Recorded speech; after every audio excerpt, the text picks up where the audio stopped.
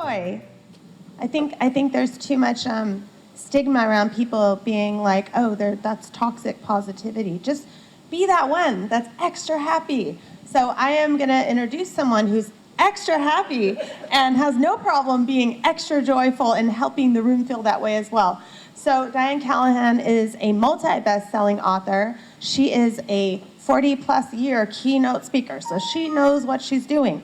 She is a coach. She is a fashionista. She does all kinds of things. I could go on and on. So welcome, Dianne Callahan.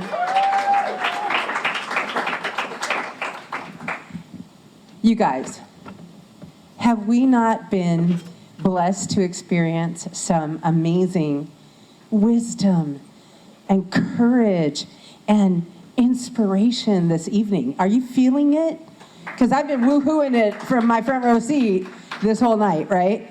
I mean, what a blessing to hear these people share some vulnerable stuff, share some hard things, share some hard-won wisdom, right? Where did Brianna go? Did she like walk out of the room? I don't see. Hi, honey. I see you. I see you. She kind of stole some of my talk, so that's okay. Because I was like, ooh, yeah. I'm going to say that too. So here's the thing. When I started telling people that I was part of this project, choosing positivity, they're like, well, duh, of course, right? Of course you're going to be in that. But some of my people are the type, like Kim just said, whenever you talk about positivity, they go directly to, oh, that's toxic positivity. You know, they're just so eh. And I'm like, no, there's nothing toxic about choosing joy, about looking for the good, about trying to overcome the challenges. That is not toxic. I'm not saying pretend that no bad things or no hard things happen. You've seen women on this stage bearing their souls to you, talking about hard things. Gloria, talking about hard things that have happened. Melissa, I mean, I see you. So I realize that there are people in this world, people that we know, who don't understand that they do have a choice. Does anybody in this room know someone who doesn't act like they have a choice to choose to look on the bright side, or choose optimism, or choose positivity? More people should be raising their hands because you guys are lying. Okay. So here's the thing. I'm a speaker. I go to a lot of conferences. I speak on a lot of stages, right? And I have seen so many talks that give you the theory, like you should choose positivity. Okay. How do you do, what, huh? How do you do that? Because so many people in our world don't know how. They maybe didn't have it modeled for them, right? They didn't, like Laurel shared, they didn't have the courage to look at, what am I modeling for my children, for my daughter, my son? So I wanted to teach you two things, because I'm a teacher at heart, okay? We're going to wrap this up with a couple things that we're going to learn today. There are two things that we can do that are very, very easy, okay, to actually choose positivity. The first one is micro decisions. I'm not asking you to like go from woe is me Eeyore to woohoo Tigger. You know, I'm not asking you to do that, but you can make micro decisions every day, just a little one, just a little teeny tiny one, that you can decide, I'm worth it, I'm valuable, I'm wonderful, I love myself, I'm gonna give myself a high five. Right, Sandy? So pick something, anything. Walk, park your car farther away. Take the stairs, drink the water. Make the phone call that you know you need to make. Make that connection. Micro decisions. And what that does is it helps you believe that choosing positivity is a real thing for you. Right? It's really easy to go, well, it must be nice. Everything great, nothing bad must ever happen to you. You must have sunshine and roses all the time, right? I do not. Does anybody in this room have sunshine and roses all the time? No, right? I see you. So those micro decisions train your brain, because that's what you need to do. You need to train your brain to prove to yourself that this is a possible thing. The other thing, and this is the one I love so much, is teach yourself, train yourself to ask this specific question when the stuff hits the fan, when things don't go your way, when things are tough, Brianna, right? When that therapist is horrible, when it goes sideways on you. Ask yourself this question: what part of this is mine to choose? And here's what that does. This is all about neuroplasticity, Brianna, the neuroscience. When you ask yourself that question, number one, it already implants in your brain that there is a part of this that is yours to choose, because you've already asked it. And then what your brain does is it says, okay, you asked me a question, now I gotta find the answer. What part of this is mine to choose? And it gets working on that. And when you teach yourself to do that, it'll change your life day after day, week after week, month after month, year after year, Melissa. And you become that person who now knows how, not just the theory, but how to choose positivity. Does that make sense to you? Okay. Now, sometimes in our lives, we fall into what I call the dark pit of despair, because really, really hard things happen. Brianna, I'm looking at you.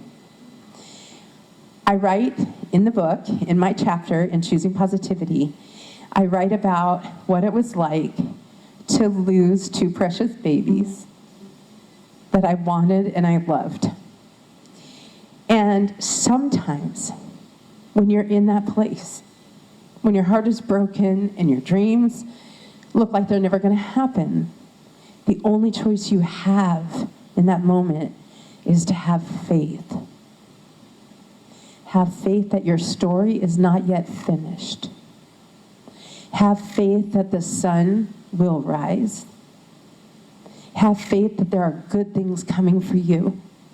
Have faith that one day when you are ready, you will see the choices that have been lining up for you, and you'll be able to choose something better. For me, I was so blessed. I lost two babies and that marriage ended. And then I found this wonderful man who's sitting right there. I call him my real husband. Anybody who was here with us last year knows this. And he had two children, a boy and a girl, son and daughter. And he was also divorced. We were both divorced for 2 years. And he was looking for someone to have fun with and to help him finish raising his two kids. That was the choice that was coming to fruition, that was coming to me to make. And the night that he asked me to marry him in the hospital, when we had just found out I had stage 4 blood cancer, I said yes. When he said, I know I want to spend the rest of my life taking care of you. And I said yes. And now I'm a mom, bonus mom, but a real mom actually. And also, the deepest dream in my heart has come true. I'm a grandmother to a little girl named Charlotte Rose, and they're expecting a little brother for Charlotte in March. So dreams do come true when you're ready. You get to that place where you're ready to choose and to look for the choices, right? So this is how we choose positivity. So I'm going to wrap up with this. Has anybody in this room seen the new Wicked movie? Anyone? Woo, yeah. Okay, I'm going to tell you that I have not seen it, but oh my God, how much I wish I had. I was thinking about going to see it by myself on Thursday evening when I had just gotten down here to be here for this weekend. And I went across the way and had a late lunch, and I thought, I should go see Wicked. And then I thought, no, you need to go back to your room and get some work done. You don't need to be going to a movie.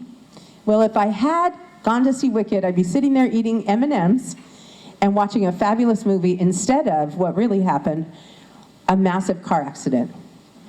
I was hit, T-boned actually, right outside of the hotel. up on the sidewalk, facing sideways. I was knocked out. There's pieces of my car on the sidewalk, so if you want to pick up a piece of my car, you're welcome to. Actually, not my car, my husband's car. Sorry, hun.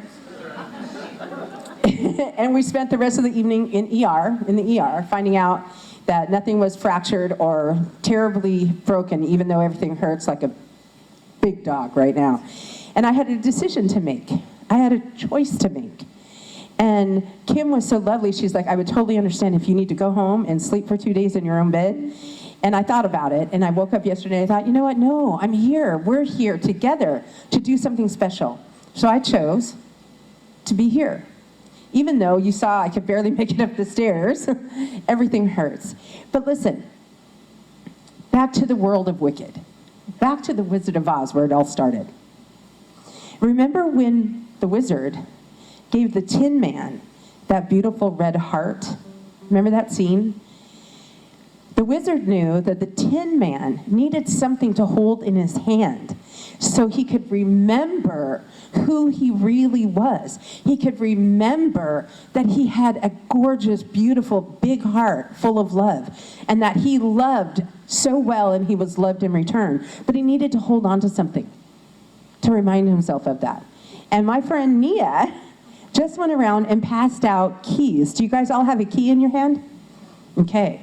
I wanted you to have those keys because I want you to remember who you are and that you have the key to unlock the freedom from, just like Brianna shared, to say, I no longer am waiting for healing. I am going to move forward and choose positivity. You have the key. In fact, I would argue that you are the key. You are the key. In fact, repeat after me. I am the key. I am the key.